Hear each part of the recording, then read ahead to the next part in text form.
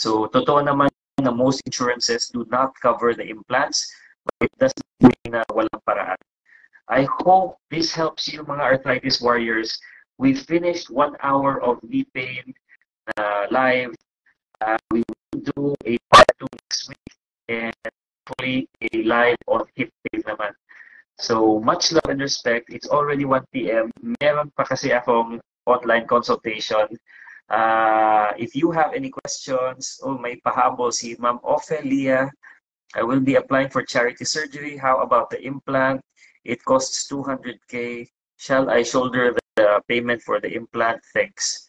So, for Ma'am Ofelia, if you are applying for charity surgery, pwede po natin idaan yung implant sa mga government na institutions, and we can help you do that. If you would like, come to the clinic po para matulungan ko po kayo.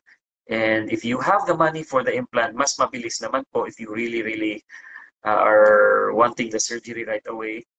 Pwede naman po na bayaran niyo po. Pero a lot of the Filipinos would like to save money, kaya dinadaan po natin sa mga government institutions. And if you have any questions, you can message me dito sa Facebook or come to the clinic and we will assist you personally po.